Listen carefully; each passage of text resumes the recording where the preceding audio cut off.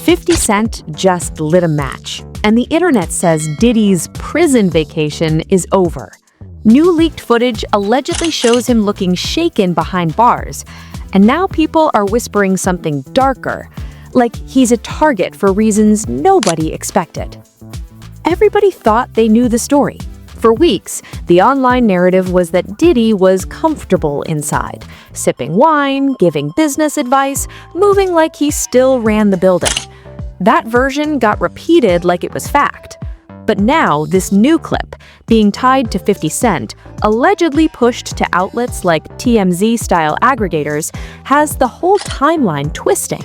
Because the vibe in this footage isn't king of the jail, it's somebody just warned him. And once the internet smells fear, they start hunting for why. So, let's break down what people think they're seeing, because the clip itself, allegedly leaked, became gasoline the second it hit the timeline. You know how it goes. One shaky video, one headline, and suddenly TikTok turns into a courtroom, Twitter turns into a lab, Instagram comments turn into a jury box. In the footage, fans claim Diddy doesn't look like the version we've been fed for weeks. Not relaxed, not smug, not "I'm built for this." People keep pointing at the micro details. The way he stands, the way his shoulders sit higher than normal, the way his eyes allegedly track movement like he's waiting for a door to open.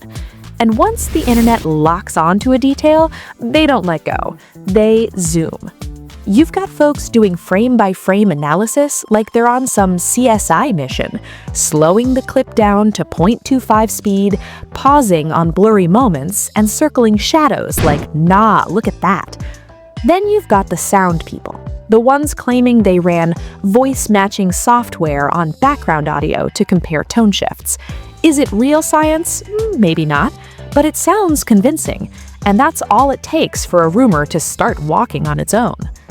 Now, here's where it gets even crazier. The internet didn't just stop at "he looks scared." They immediately jumped to who would want him scared. Because fear doesn't exist in a vacuum. Fear usually comes with a reason. And that's when the conversation pulled in the oldest ghosts in hip-hop, Tupac, Biggie, the open wound that never closes. People online keep reposting that street-style argument you've been hearing, that being locked up in or near Brooklyn, with old resentment still alive, could be dangerous, because some folks allegedly still believe Diddy had something to do with Pac. Some people swear he had something to do with Big, too. And whether those claims are true or not, the internet keeps repeating one point. Perception can get you hurt. Not facts, not paperwork, just perception. And because 50 Cent is involved, allegedly, this turns into a whole different kind of spectacle. Because 50 doesn't just troll, he curates chaos. He knows exactly what happens when you drip-feed clips instead of dropping the full context. It makes people argue in the gaps. It makes people fill in blanks with their worst imagination. And that's how a narrative becomes bigger than the video itself. Then you've got the source talk. Reports say, a guard said, and insider claims. Nobody can fully verify, but the repetition makes it feel solid. And in gossip culture, repetition is currency. The more it's repeated, the more it feels like evidence, even if it's just noise. And look, let's keep it real. None of this is a conviction. None of this is a courtroom document. It's the internet reacting to a clip and building a whole mythology around it. But the reason it's gripping people is because the story has layers. Prison drama, celebrity downfall, and then that forbidden question sitting underneath it all like a landmine. What if the old rumors were always about more than music? That's the hook. That's why it's going viral. Because it isn't just Diddy looks stressed. It's Diddy looks stressed and people think they know why. Now, let's get into the backstory, because this is where the internet starts stitching logic out of chaos. For decades, the deaths of Tupac Shakur and the Notorious B.I.G. have hung over hip-hop like an open wound. Two giants gone back-to-back, during a moment when the whole culture felt split down the middle. East Coast, West Coast, pride, loyalty, real street tension hiding behind radio hits. And Diddy, Sean Combs, wasn't just around, he was positioned. Biggie's close friend, Biggie's producer, the head of Bad Boy, the face of an entire movement that represented the East in that era. So when tragedy hit, the internet didn't just look at the shooters, they looked at the power, the money, the people who could move things without touching a trigger.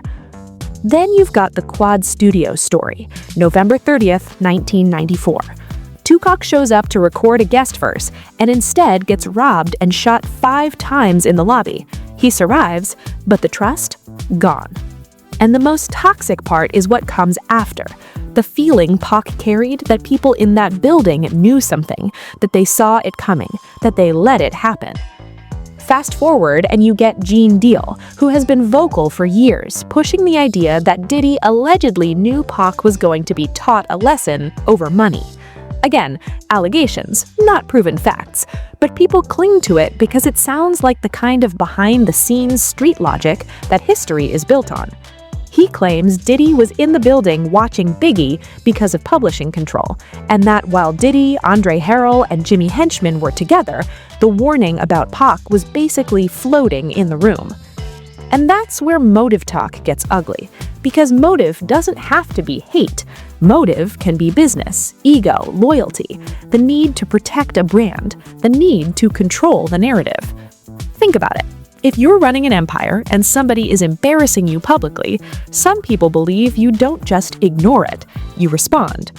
And the internet loves that angle because it makes the story feel like a chessboard instead of a random tragedy.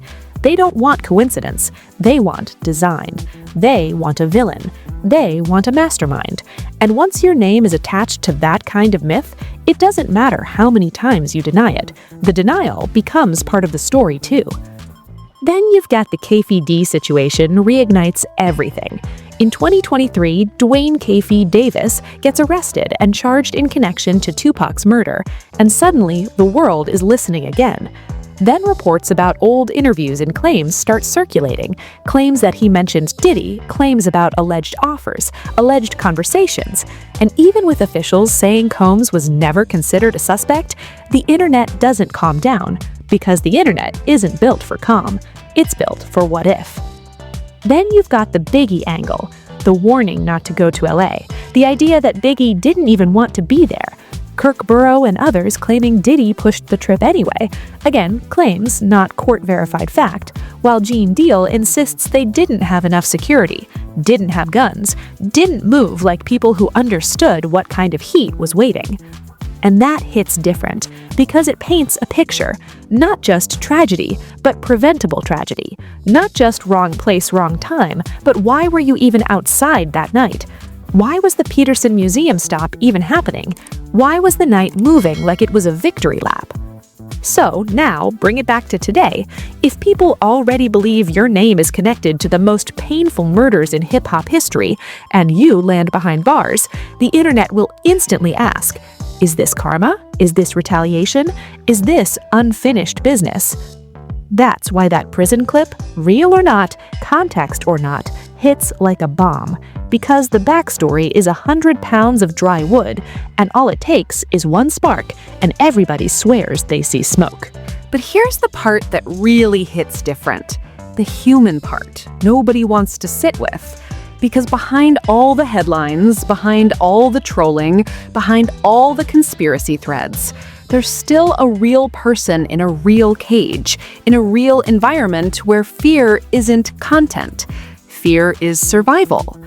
People online keep laughing like it's a Netflix episode, like it's entertainment, like it's deserved.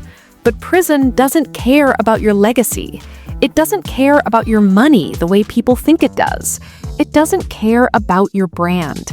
Inside, your face can become a bullseye just because somebody else wants a name, or because somebody thinks you represent something they hate. And if the rumor mill is right, if people inside believe those old Pac and Biggie whispers, then Diddy wouldn't be dealing with facts. He'd be dealing with emotions that never got closure, grief that turned into obsession, anger passed down like a family story. People who feel like the culture never got justice, so they want their own version of it. That's the darkest part. Not did he do it, not is he guilty, but the idea that a narrative can become a weapon. Because in the street version of history, perception is enough. A rumor can move like a verdict. And if that leaked footage really shows him looking shaken, that's not just bad PR. That's a man realizing he can't buy silence in a place where clout is currency, where the wrong person hearing the wrong rumor can flip a day into a nightmare. And think about the families tied to all of this. Pac's people, Biggie's people, folks who still live with that pain. People who still say their loved ones were taken and the truth got buried under fame and politics. Whether that's true or not, the emotional charge is real. And once emotion is real, it becomes dangerous. So when the internet sees a clip and screams he's scared, it's not just gossip. It's a reminder that the story never ended. It just changed locations. From studios to streets, from award shows to court filings, and now, allegedly, to a prison hallway where one wrong glance could mean everything. Now, let's circle back, because the second wave of evidence is where the internet starts acting like it has a badge. This is where things get interesting, because people aren't just watching the clip anymore. They're mapping timelines, pulling old interviews, comparing body language from different eras, and trying to prove a feeling with numbers. You'll see threads like, look at his posture here versus 2017, or listen to how his voice cracks in that old interview when Pac's name comes up. Folks are doing side-by-side edits, claiming there's 78% similarity in certain mannerisms between old denial interviews and this alleged prison footage. Again, nobody can certify that number, but it's specific, and specific numbers make people believe. Then you've got the documentary effect. Anytime a Netflix-style project drops and even hints at allegations, the internet treats it like discovery in court. Clips get chopped into 15-second proof bites. Context disappears. The accusation becomes the headline, and the headline becomes the memory. And it gets even crazier when Gene Deal's statements get recycled in this new prison narrative. People are reposting his talk about money trails, checks, paper paths that don't die. They're connecting it to the idea that if there's any truth, it wouldn't live in a confession, it would live in transactions, in favors, in who traveled where and who paid for what. Then the Keefe D angle gets dragged right back in, with people claiming the reason Diddy allegedly wouldn't get leniency is because investigators want to connect dots that have been floating for decades. That's not a confirmed motive from prosecutors, it's speculation.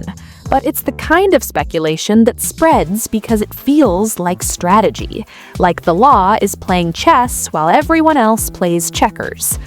And look at the 50 Cent angle again. The internet isn't just asking, did he leak it? They're asking, why now? Because timing is a message.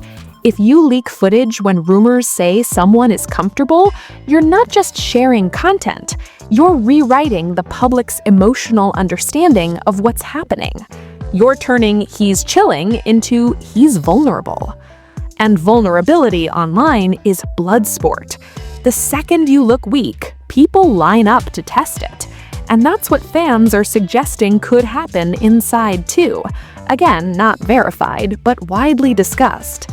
Then you have all these old voices resurfacing, former detectives, former insiders, industry people saying Diddy wasn't cooperative back then, or implying he moved strangely around investigations. Those clips get clipped, reposted, and used like bricks to build a wall of suspicion, even if they're opinions, even if they're incomplete, even if they're old. The internet doesn't care about beyond a reasonable doubt. It cares about, does it sound like something he would do? And once enough people answer yes, the rumor becomes its own reality. That's what we're watching, a reality built from fragments. So when you see that alleged prison clip, the clip is almost irrelevant now. It's just the newest symbol, the newest screenshot to staple onto a story the culture has been telling for nearly 30 years. And the scarier part, this story doesn't need proof to keep living. It just needs attention. Now, this whole situation gets even wilder when you realize the prison footage isn't even the main event anymore. It's the trigger. Because once the internet decides you're in danger, they start narrating your downfall like they're writing a movie. You'll see people bringing up old rivalries, old jokes, old remember when moments. Every old clip of 50 trolling gets reposted like it's foreshadowing. Every old denial interview by Diddy gets replayed like it's a lie detector test. And the comments always sound the same. He been scared. He been hiding. Now he can't hide. Then you have the retaliation rumors. People quoting Gene Deal saying if 50 is leaking things, Diddy's side might try to play the same game back, pulling up old relationships, old exes, old stories, the way celebrity scandals often escalate. Because in that world, truth isn't always the weapon, the allegation is. And honestly, that's why this is so toxic, because two things can be true at once. One is nobody should be convicted by internet rumor. Two is the internet doesn't care, and it never has. Then people spin off into the billion-dollar lawsuit talk, claiming Diddy might sue platforms and networks. But even that becomes its own drama, because online folks will ask, if you had a real case, why wasn't it shut down? And whether that's fair logic or not, it's the logic that spreads. And let's talk about how the Pac and Biggie story refuses to die. Every few years, something reopens it. An arrest, a doc, a new interview, a leaked transcript. It's like the culture can't accept that two icons died and the truth stayed blurry. So people keep hunting for a villain because a villain makes the pain easier to organize. And that's where Diddy fame keeps getting dragged back into the fire, even with officials saying he wasn't a suspect. The public doesn't treat that as closure. They treat it as, of course they would say that. That's how deep distrust runs. So now, put it all together. A man already surrounded by decades of suspicion, certainly inside a place where suspicion can turn into pressure, and a rival figure like 50 allegedly pouring fuel on the perception. Even if none of it ends up being legally meaningful, socially it's explosive, because it turns the story into a live event. And when a story becomes a live event, people don't watch to understand, they watch to see what breaks next. What we're seeing here is bigger than one leaked clip. It's the internet turning real life into a stadium. Because once you're famous, you don't just live your life, you live inside a narrative people feel entitled to control. And the bigger conversation is how social media rewards the most extreme version of any story. He's fine isn't viral. He's terrified is viral. We don't know isn't viral. Here's the theory is viral. And when platforms reward that, everybody becomes an amplifier, whether they mean to or not. There's also something darker, the way unresolved cultural grief mutates online. Pac and Biggie aren't just artists, they're symbols. And when symbols die without closure, the world keeps searching for a human target to hold responsible. It becomes less about evidence and more about emotional bookkeeping. Somebody has to pay. Somebody has to be blamed. Somebody has to be the face of why.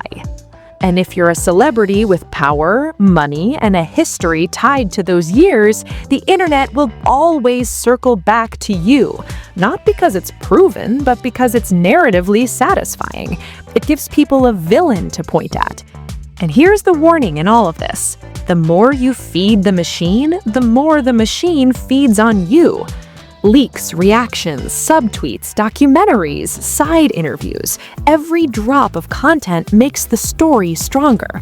Even denials become content. Even silence becomes content. So if this footage is real, and if it's being pushed by rivals, it shows how fame doesn't end at the cell door. The internet still follows you, still edits you, still rewrites you. And that's the scariest part, because the person on screen loses control, while millions of strangers decide what the story means. So where does this go from here? That's the question, because right now, everything is stacked on allegedly. Allegedly, the clip is real. Allegedly, 50 is behind the leak. Allegedly, there are threats. Allegedly, the old Pac and Biggie rumors are back in play.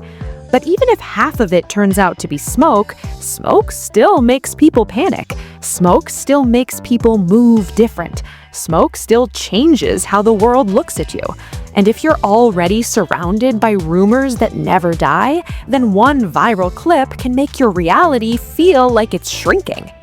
And the internet is acting like this is the moment the mask slips, like the comfortable story was fake, and this is the truth.